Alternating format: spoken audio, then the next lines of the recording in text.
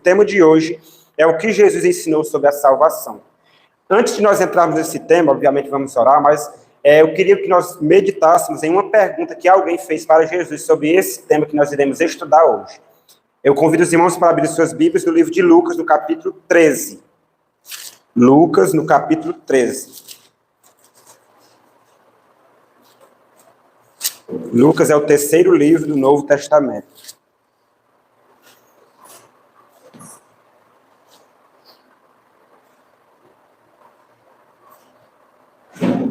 Amém? Vamos orar mais uma vez. Querido Deus e amado Pai, aqui estamos na Tua presença, mais uma noite. Louvamos o Teu santo nome, pela Tua misericórdia para com cada um de nós. Amém. Poderíamos não estar aqui, poderíamos não estar nem vivos, mas pela Tua misericórdia estamos vivos e estamos aqui na Tua presença. Amém. Abençoa, Senhor, cada família aqui representada. Abençoa também as pessoas que irão acessar essa mensagem posteriormente no canal aqui da igreja, no YouTube, que Teu Santo Espírito venha falar com elas também. Nós te oramos e pedimos a Tua misericórdia, a presença do Teu Santo Espírito, em nome de Jesus. Amém. Amém. O que Jesus ensinou sobre a salvação? Nós sabemos que Jesus veio a este mundo com uma missão clara, definida. Ele veio buscar e salvar o que havia se perdido. Ele mesmo falou isso em Lucas 19:10. Com a entrada do pecado no mundo, toda a humanidade caiu em pecado, em desobediência a Deus, e destituídos estávamos todos nós da glória de Deus. E como o salário do pecado é a morte, todos nós naturalmente estávamos condenados à morte eterna. Mas Jesus, ele desceu do céu, todo o sacrifício que ele fez, desceu do céu, nasceu como um bebê, uma criancinha, cresceu neste mundo, viveu 33 anos neste planeta degradado no qual nós vivemos, com a missão de buscar e salvar o que se havia perdido. Já no final do ministério de Jesus, ele ia passando por cidades e aldeias, dirigindo-se rumo a Jerusalém. Repito, já era o final do ministério dele.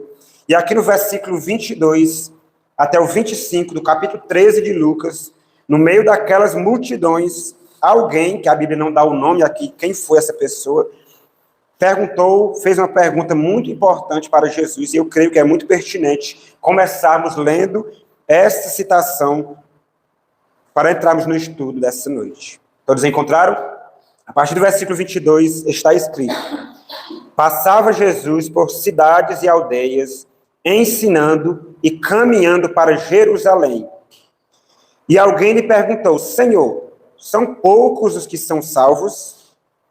Olha só a resposta de Jesus. Respondeu-lhes: Esforçai-vos por entrar pela porta estreita, pois eu vos digo que muitos procurarão entrar e não poderão. Por que não poderão?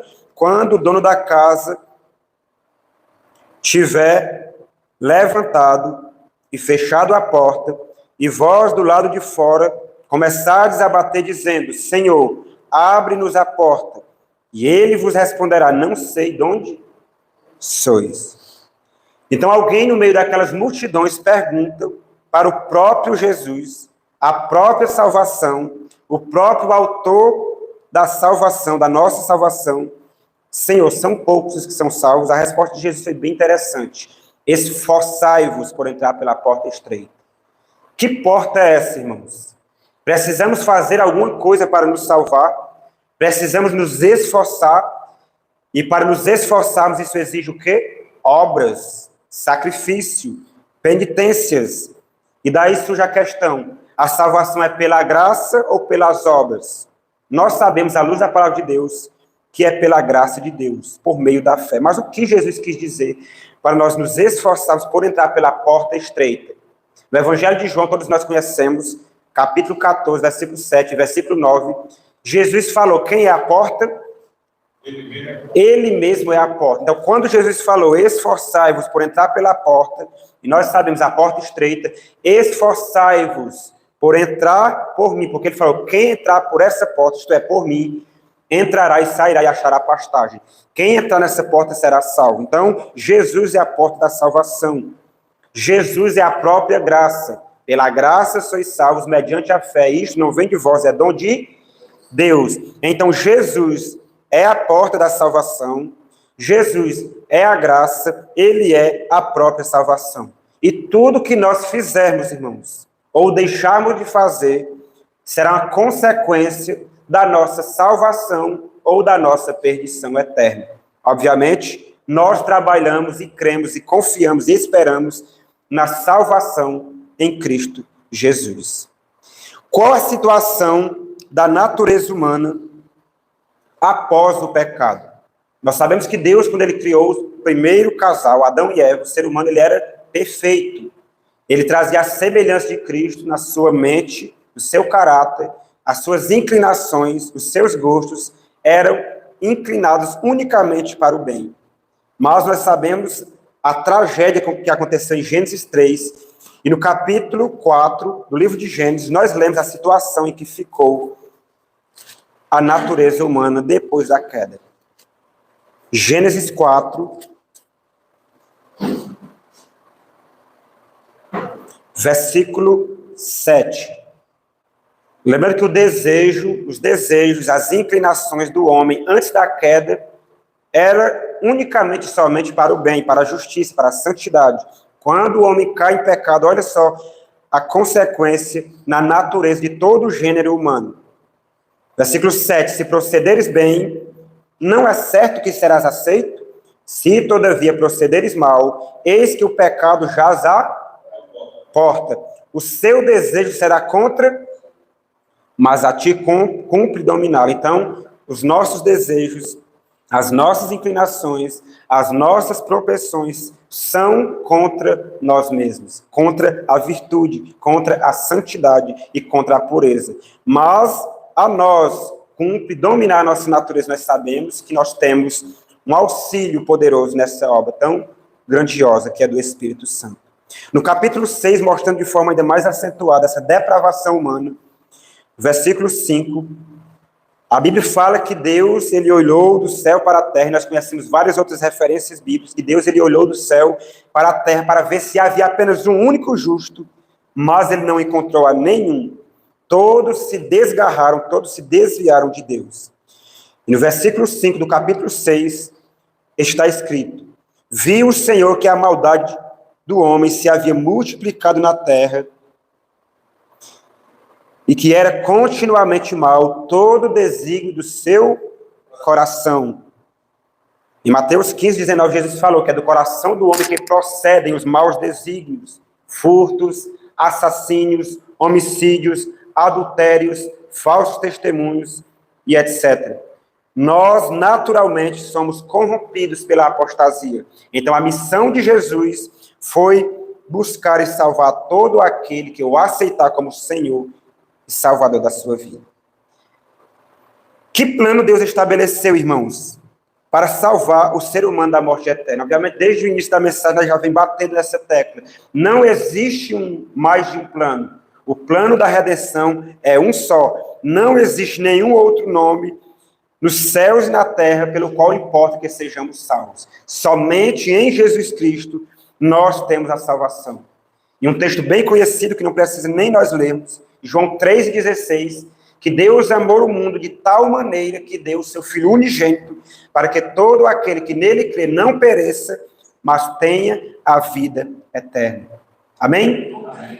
A primeira carta de João, no capítulo 5, versículos 11 e 12, fala que quem tem o Filho tem a vida, e quem não tem o Filho de Deus também não tem a vida. É interessante, irmãos, a sequência de João 3,16, que todos nós conhecemos, mas no versículo 17, o texto segue se dizendo: porque Deus enviou o seu Filho ao mundo, não para que julgasse o mundo, mas para que o mundo fosse salvo por ele. Quem nele crê não é julgado. O que não crê já está julgado, porquanto não crê no nome do unigênito Filho de Deus. Ou seja, a humanidade, depois da queda, já estava condenada à morte eterna. Não precisamos fazer nada para nos perder. Simplesmente rejeitar o convite gratuito e precioso de Deus para cada um de nós, que é o dom da vida eterna em Cristo Jesus, o nosso Salvador. Nós sabemos que muitas pessoas têm procurado a salvação em muitos lugares, em ideologias, em pessoas ou em instituições humanas. nas quais não podem salvar nem sequer a si mesmos, mas nós sabemos que a salvação nós só podemos encontrar em Cristo Jesus. E é por isso que nós estamos aqui neste momento. E eu repito, irmãos, tudo que nós fizermos ou deixarmos de fazer é uma consequência da nossa salvação em Cristo Jesus. Absolutamente nada do que nós fizermos implica na nossa salvação.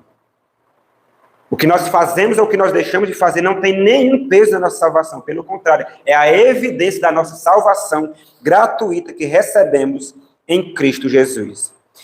Como Jesus definiu sua missão? Nós sabemos que Jesus, por vários momentos, quando ele esteve aqui no mundo, ele foi contrariado pelas próprias pessoas da igreja que ele veio salvar, o próprio povo dele.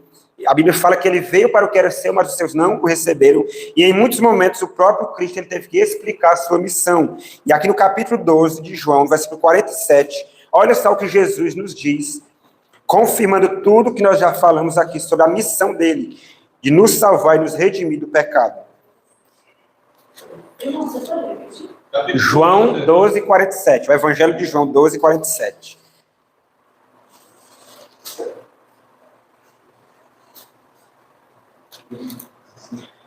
Todos encontraram? João 12, 47. João 12, 47.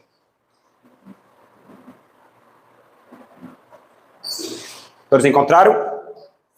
Assim está escrito. Isso o próprio Jesus falando, que é um resumo do ensino dele, ele próprio falando. Olha só. Se alguém ouvir as minhas palavras e não as guardar, eu não o julgo. Por quê? Ele não veio para julgar ninguém na sua primeira vinda, ele veio para salvar. Porque eu não vim para julgar o mundo, e sim para salvá-lo. Versículo 48. Quem me rejeita e não recebe as minhas palavras, tem quem o julgue. A própria palavra que tenho proferido, essa o julgará no último dia. Interessante, irmãos, que essa sequência de estudo ela está em total harmonia. Nós percebemos aqui, lembra no estudo anterior, pessoas que dizem aceitar a Cristo, mas rejeitam a palavra de Deus. E Jesus falou, quem rejeita a minha palavra, eu não vou julgar, mas tem quem vai julgar essa pessoa. A própria palavra que tenho proferido, essa eu julgará no último dia, porque na primeira vinda de Cristo, Jesus veio buscar e salvar os perdidos, dos quais todos nós estamos envolvidos nessa perdição. Sem exceção e independentemente da nossa posição social, religião, família ou nacionalidade.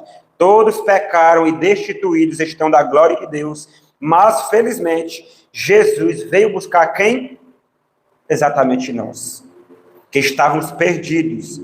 Mas na sua segunda vinda, a palavra de Deus nos diz que Jesus não vai vir buscar perdidos, ele vai vir buscar aqueles que o aceitaram, aqueles que o receberam, aqueles que não rejeitaram a sua palavra. Somente em Jesus, irmãos, nós podemos encontrar a salvação. Jesus veio a este mundo porque a humanidade por si mesma, por si só, ela já estava condenada à morte. E o ser humano ele não podia mais se reerguer ao ideal de Deus para ele. Porque as suas inclinações, os seus desejos eram contrários à lei e os princípios divinos. Mas com a morte de Cristo, o plano da redenção, abriu-se um caminho do qual nós, perdidos, pecadores, contaminados, corruptos, podemos, pela graça de Deus, sermos purificados e nos tornarmos novos homens e novas mulheres em Cristo Jesus. Amém. Eis o mistério da piedade, irmãos. Aquele que os anjos desejam, eles anelam perscrutar, mas eles não conseguem. Mas nós, pecadores, conseguimos entender, pelo menos em parte, o mistério da salvação, porque nós sabemos que mesmo toda a eternidade será incapaz de nós conseguirmos entrar e entendermos completamente o mistério da redenção, o que Cristo fez por nós. O que Jesus fez por nós está escrito aqui, em João, no capítulo 10, versículo 15. Aquilo que nós não podíamos fazer por nós mesmos, Ele fez por nós. O bom pastor que deu a vida pelas suas ovelhas que estavam desgarradas. João capítulo 10, versículo 15. Assim como o Pai me conhece a mim, e eu conheço o Pai, e dou a minha vida pelas ovelhas. Jesus deu a vida pelas suas ovelhas. Ele continua dizendo, ainda tenho outras ovelhas, não deixe aprisco, a mim me convém conduzi-las, elas ouvirão a minha voz, então haverá um rebanho e um pastor. Deus, Jesus, ele tem ovelhas espalhadas em todas as partes da terra, em todas as religiões e denominações. Deus tem os seus filhos, que no momento certo, eles ouvirão a voz do único pastor e haverá apenas um rebanho e um pastor. Por isso, que em questão de salvação ou perdição, não devemos julgar absolutamente ninguém, e nem sequer mesmo as pessoas que não estão em nenhuma religião, mas que estão no mundo do pecado e da perdição, porque Jesus veio buscar essas pessoas. Então, há esperança para todos nós, irmãos. Quando nós estudamos a palavra de Deus, meditamos na lei de Deus, nos requisitos, nos princípios que regem o governo de Deus, nós chegamos a uma conclusão. Estamos perdidos. Porque quando nós olhamos para nós, quando nós olhamos para os nossos irmãos, quando nós olhamos para a igreja, quando nós olhamos para a sociedade, quando nós olhamos para a política, quando nós olhamos para a religião, quando nós olhamos para a moralidade da nossa sociedade ou a imoralidade, nós chegamos à conclusão que não existe salvação. E se nós olharmos para nós mesmos, olharmos para os outros, ou para qualquer outra pessoa ou instituição, a não ser a Jesus Cristo, nós nos perderemos. Porque em Isaías, no capítulo 45, versículo 22, está escrito: olhai para mim, sede salvos, vós todos os limites da terra, porque eu sou Deus e não há outro além de mim. A salvação não está no pastor, não está no bispo, não está no padre, não está no ancião, não está no esposo, não está na esposa, não está na igreja A, B, C ou D, não está em nenhuma religião. A salvação está unicamente em Jesus Cristo. E a ordem de Deus é: olhai para mim, sede salvos. Muitas pessoas estão deprimidas, ansiosas, angustiadas, porque estão olhando para a economia, estão olhando para a política, estão olhando para o caos social e econômico do nosso mundo, e naturalmente nós entramos em desespero, porque nós vemos que o mundo está para entrar em um lapso total da destruição final. Mas aqueles que olharem para Cristo, olharem firmemente para o autor e consumador da fé, Jesus, estes serão salvos. Amém? Não tiremos os nossos olhos de Cristo, irmãos. O segredo da salvação é não olharmos para os nossos defeitos, não olharmos para os defeitos dos nossos irmãos, não olharmos para aqueles que nós não estamos fazendo ainda, mas olharmos para Cristo. Porque pela contemplação nós somos transformados. E Satanás, ele tem feito de tudo para desviar o nosso olhar da pessoa maravilhosa de Jesus Cristo. Olha só o que Pedro, cheio do Espírito Santo, no capítulo 4 do livro de Atos, ele falou sobre este tema da salvação. Falando para pessoas que rejeitaram a Cristo. Quando nós rejeitamos a Cristo, nós estamos rejeitando a quem? Ou a quê? A própria salvação. Estamos rejeitando a própria vida. Estamos rejeitando a própria paz. Ele é o príncipe da paz. Ele é a nossa vida. E aqui Pedro, cheio do Espírito Santo, a partir do versículo 11 e 12, Atos 4, 11 e 12, olha só o que Pedro falou sobre esse tema da salvação.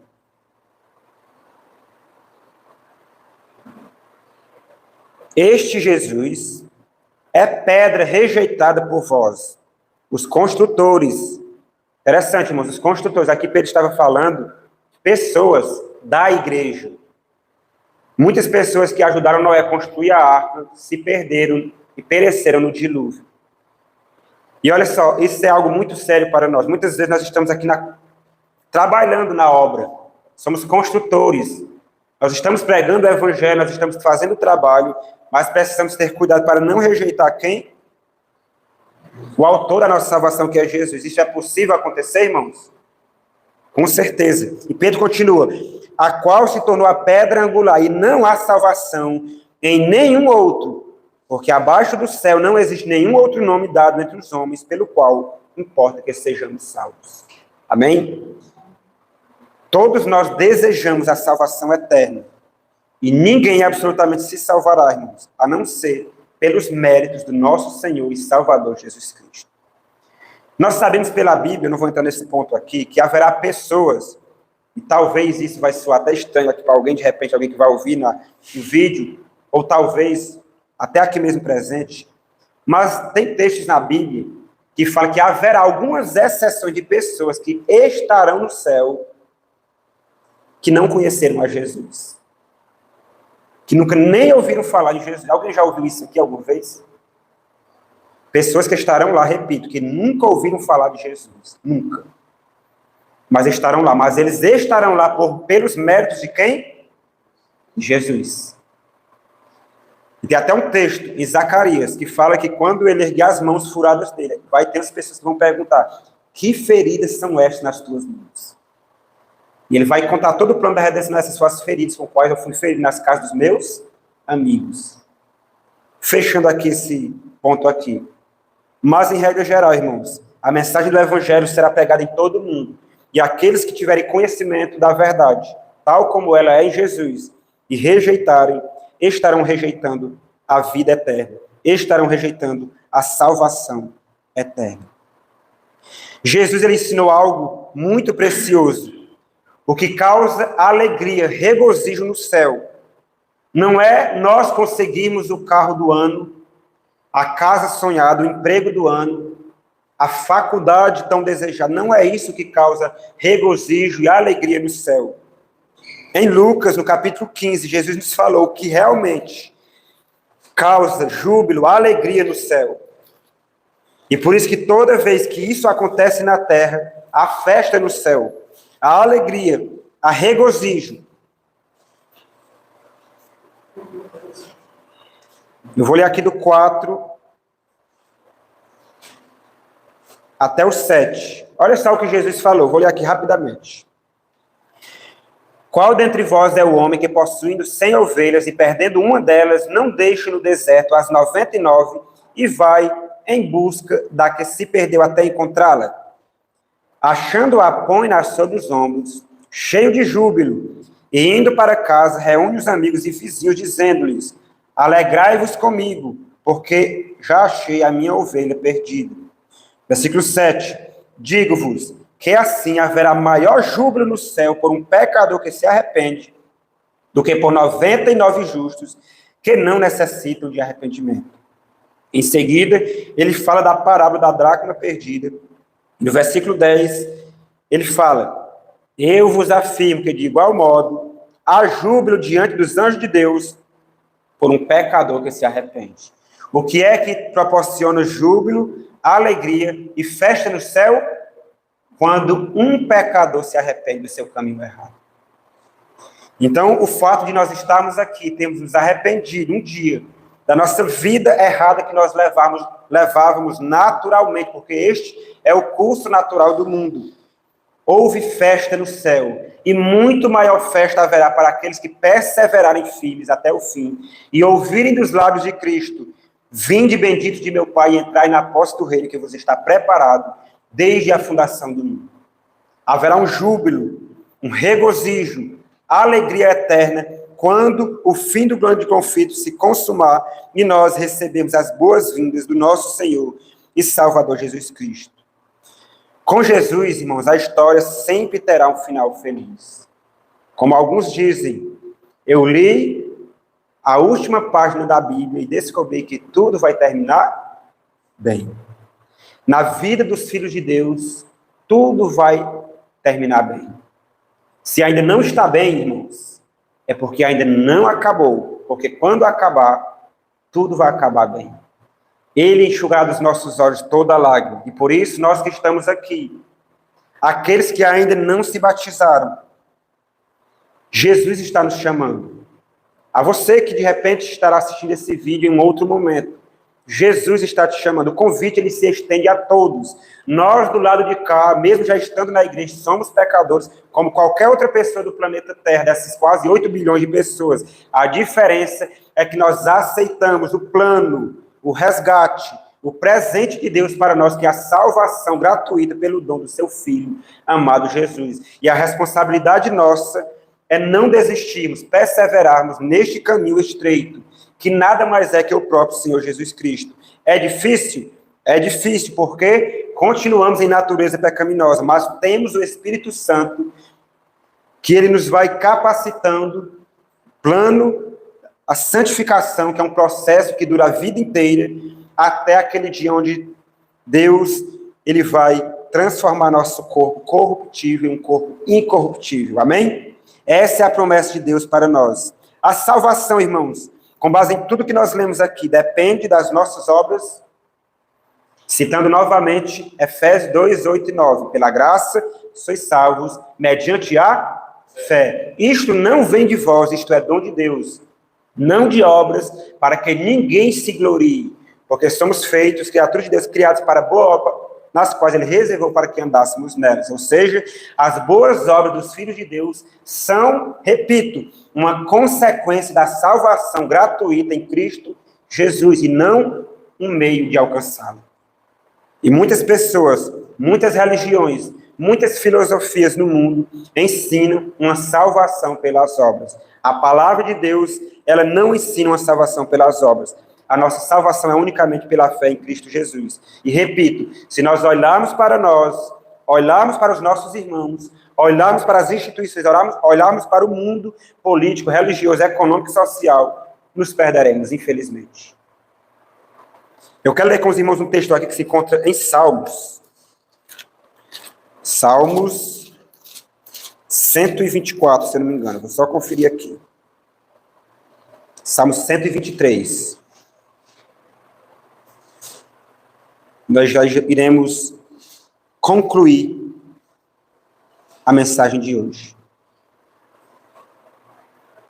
Creio que ficou claro para nós como o ser humano pode ser salvo. Existem quantas maneiras? Uma só. Logo, repito, nada do que nós fizermos contribui para a nossa salvação.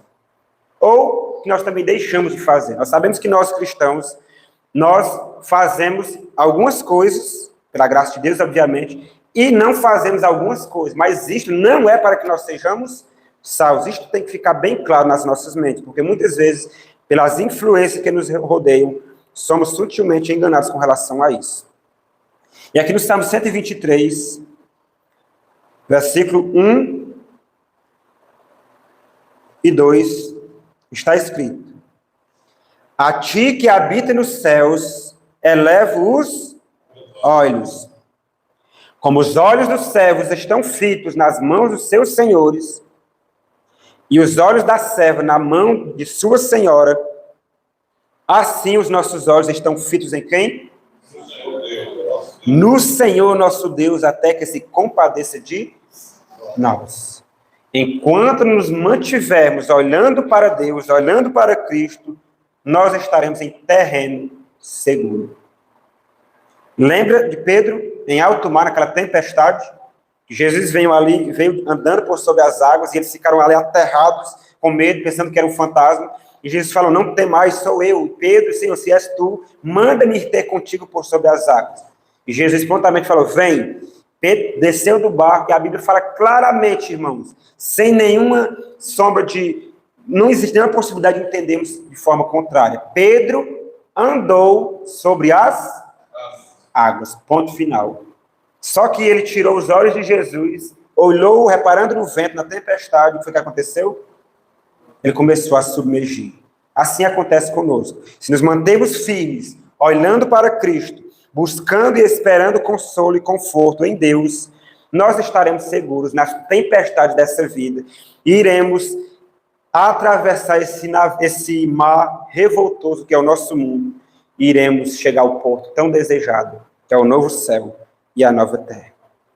Que nós venhamos nos lembrar, irmãos, Deus é a única fonte de segurança, esperança e certeza para toda a humanidade. Em nenhum outro lugar, por mais bem intencionados que sejam as pessoas, não conseguimos encontrar esperança, segurança e certeza. Somente em Jesus Cristo. Então, o nosso compromisso, irmãos, nessa noite, que o nosso compromisso, agora que nós, embora já compreendíamos isso, mas quando nós reafirmamos essa compreensão do plano da salvação, O nosso desejo é confiar unicamente nos méritos do nosso Senhor Jesus Cristo para que possamos ser salvos.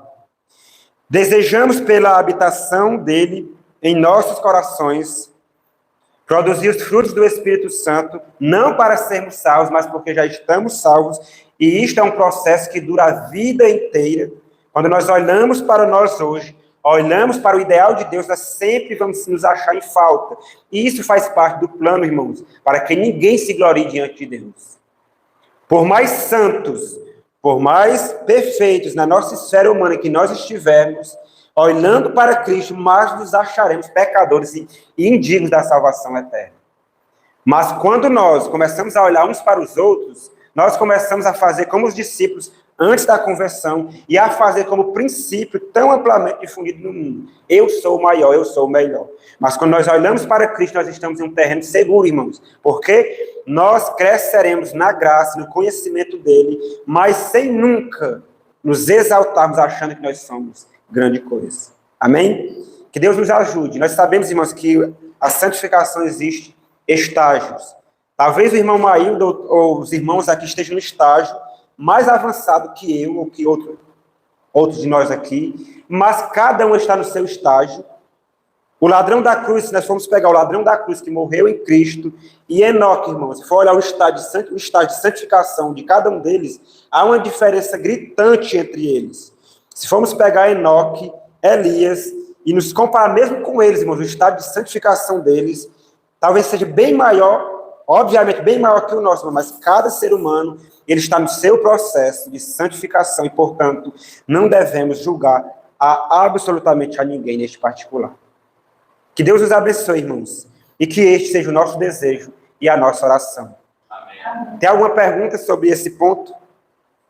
Que Deus nos ajude a permanecermos e entendermos isso, irmãos.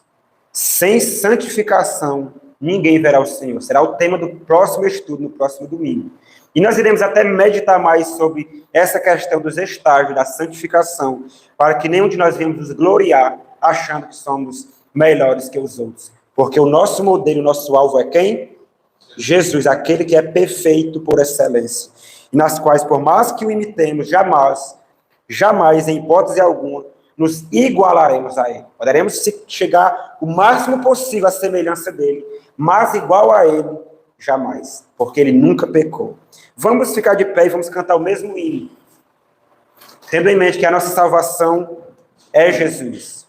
A nossa vida é Jesus. A nossa esperança e paz é Jesus. Amém?